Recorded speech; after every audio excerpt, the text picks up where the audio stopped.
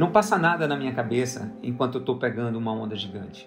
Eu adoro, é um momento de foco total, um estado de flow, de estar totalmente presente. E, quando termina, vem uma sensação de êxtase. É muito empoderador você poder dominar os teus sentimentos, o medo, o receio e a adrenalina.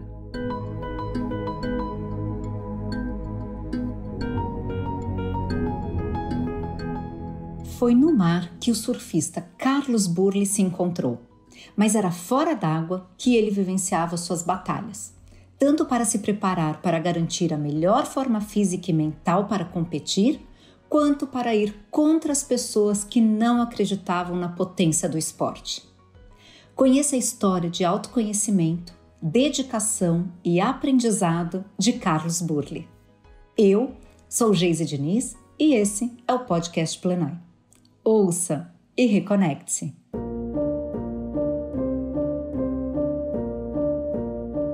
Até os 2 anos de idade, o meu sono era muito agitado. Eu trocava o dia pela noite e não deixava mais ninguém ao redor dormir. A minha mãe me levou ao médico da família para saber qual era o meu problema. A receita dele, para eu me acalmar, foi um banho de mar. Dizem que na primeira experiência eu dormi a noite inteira. A partir desse dia, o mar se tornou a minha segunda casa. A primeira era uma granja, onde o meu pai criava galinhas a meia hora de Recife, Pernambuco. Eu descobri o surf aos 12 anos na praia de Boa Viagem. Naquela época, não tinha tubarão ali. Eu pegava jacaré no mar e vivia com a barriga assada por causa de uma prancha de isopor. Um dia, meu primo me ofereceu uma prancha de verdade para surfar. O Henrique, meu amigo, entrou na água comigo, mandou eu deitar e ficou segurando a prancha. Quando a onda veio, ele me empurrou e gritou: "Sobe!" Eu consegui ficar de pé por uns metros até a onda acabar. Eu me senti eufórico. No meu aniversário de 13 anos, meu pai me deu de presente uma prancha usada. Eu dedicava todo o meu tempo livre a esse novo hobby. No primeiro campeonato que eu participei, fiquei em 6º lugar e ganhei um troféu de revelação. Eu me apaixonei tanto pelo surf que eu decidi que era isso que eu queria fazer da vida.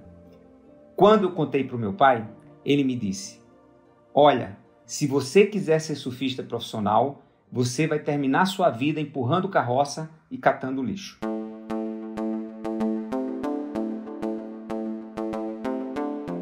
Nos anos 80, o surf tinha uma imagem bem marginalizada no Brasil. Era considerado um esporte de vagabundo, de usuário de drogas. Eu me lembro de meu pai me cobrando constantemente: "Me dá uma referência de uma pessoa que tem família, que paga as contas com isso." Naquela época, os meios de comunicação eram bem mais lentos. Filme de surf saía 1 por ano. Revista era de 2 em 2 meses que eu comprava na banca de jornal do aeroporto. Eu não tinha muito argumento para dar para o meu pai. O surf ainda era muito imaturo. Não tinha uma grande referência nacional. Eu entrei nesse esporte porque eu sou apaixonado pela natureza, pelos bichos e porque eu era rebelde, como todo adolescente. Eu me lembro de um dia estar passeando no calçadão de Boa Viagem e ver 4 surfistas. Eles estavam sem camisa, bronzeados, com as pranchas coloridas, vestindo board short. Aquela cena era o retrato da liberdade, que para mim é o valor mais importante que existe.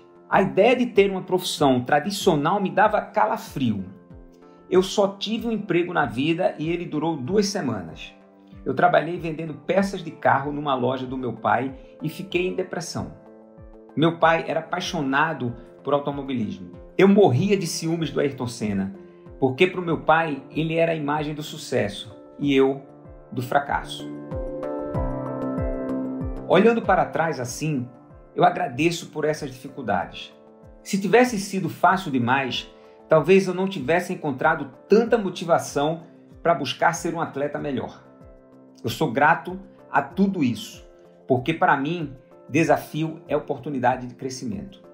Não tem viagem perdida na mente do aprendiz.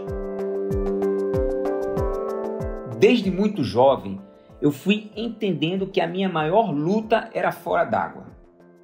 Eu precisava me preparar e me capacitar para ser a transformação que eu queria para o esporte. Com a ajuda de um amigo mais velho, eu escrevi uma carta datilografada para buscar patrocínio.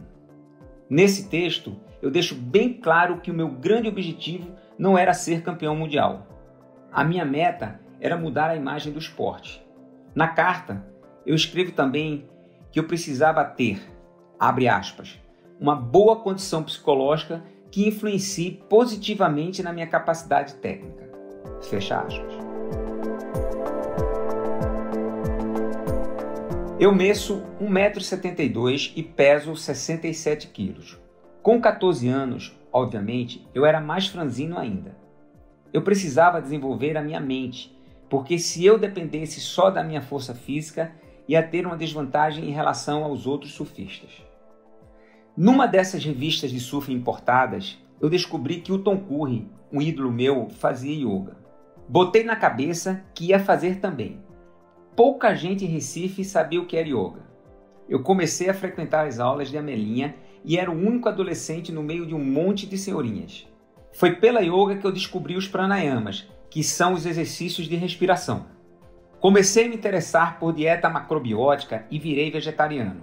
Eu botava arroz integral na mesa e meu pai falava: "Isso é comida de passarinho." Quanto mais ele me criticava, mais eu queria provar que ele estava errado. Aos 19 anos, eu deixei o conforto de Recife e me mudei para o Rio de Janeiro, onde eu descobri a meditação transcendental, que era moda na época. Um dia, no meio de uma sessão de yoga, eu comecei a suar e me coçar demais. Nessa época também desenvolvi síndrome do intestino irritável. Eu estava nessa pegada de autoconhecimento e os meus companheiros que comiam fast food não faziam yoga, não meditavam, se saíam melhores do que eu nos campeonatos. Eu percebi que aqueles problemas de saúde deviam ser causados pela minha autocobrança excessiva. Me comparando com eles, eu entendi que eu precisava ser menos rígido. Nessa busca por leveza, eu fui para o outro extremo. Usei drogas e passei a levar uma vida desregrada. No fundo do poço, eu percebi que eu não precisava de droga para ser feliz. Aí eu falei: que caminho fútil, para tudo.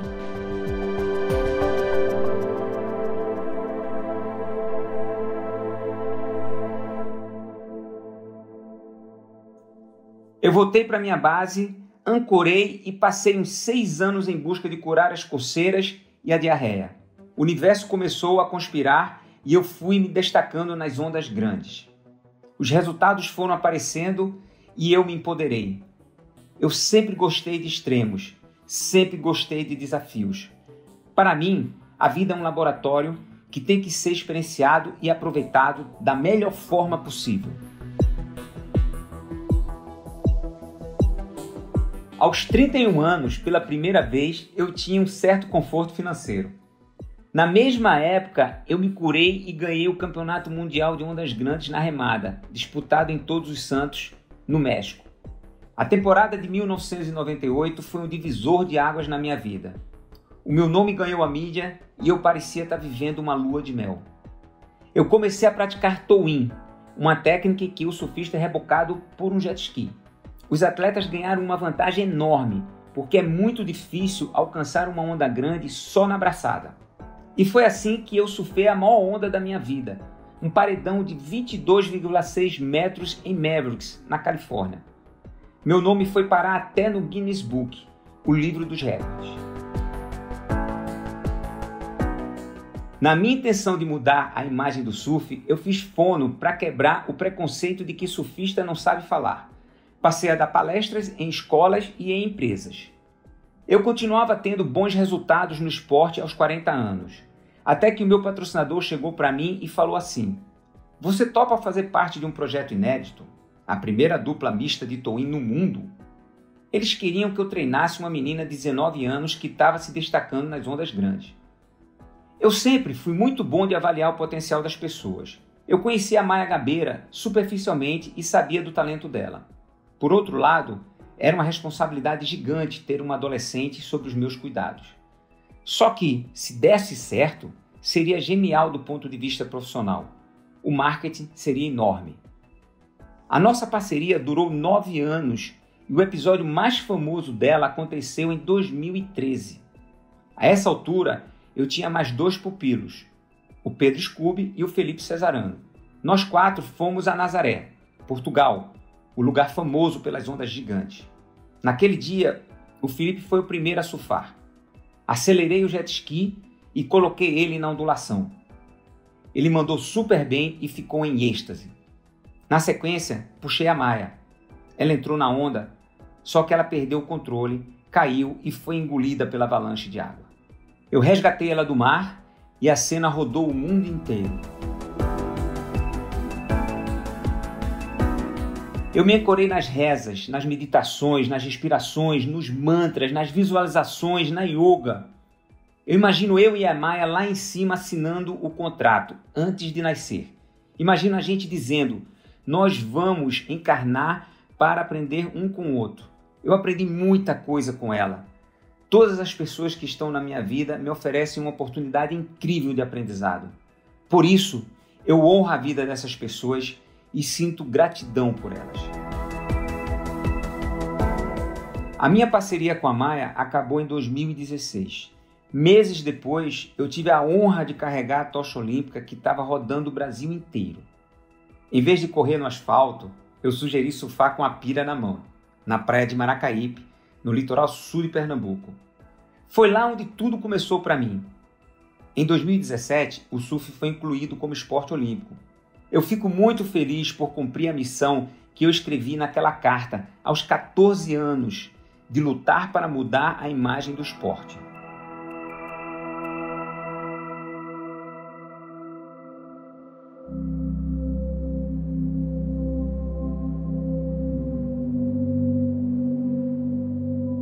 Eu parei de competir aos 49 anos e fiz uma despedida aos 50. É uma idade bem avançada para um surfista, principalmente de ondas grandes. Depois que eu me aposentei, o meu time queria que eu investisse em produção de conteúdo, uma coisa que eu sei fazer bem. As narrativas são muito poderosas. Desde que o ser humano começou a contar histórias, a vida dele mudou. O problema é que, para fazer isso, eu precisava ficar trancado num estúdio. E eu nunca vou ser feliz preso. Eu preciso de liberdade. Eu voltei para o meu time e falei assim, eu não vou produzir conteúdo. Eu vou levar a minha essência para a praia. Nós abrimos um quiosque na Barra da Tijuca, no Rio de Janeiro. E essa operação é o meu espelho. Nesse quiosque tem stand-up paddle, canoagem, natação, beach tênis e surf, é claro. Mas tem também sustentabilidade, projetos sociais, meditação, yoga e respiração.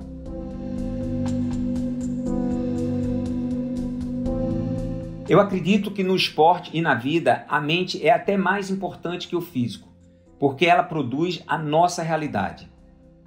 Quando a gente consegue controlar a mente, a gente desenvolve a capacidade de lidar com situações adversas e de surfar em qualquer mar.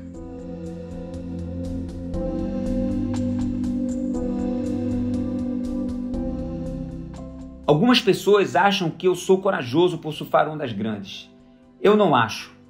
Para mim, coragem é assumir a responsabilidade pela sua vida. Eu, por exemplo, olho para trás e vejo que tudo que eu colho, eu plantei.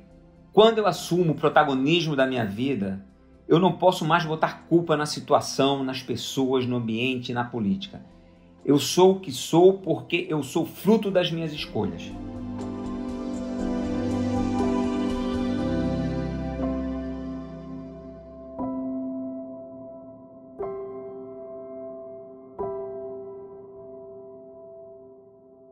Nossas histórias não acabam por aqui. Confira mais dos nossos conteúdos em plenai.com e em nosso perfil no Instagram, @portalplenai.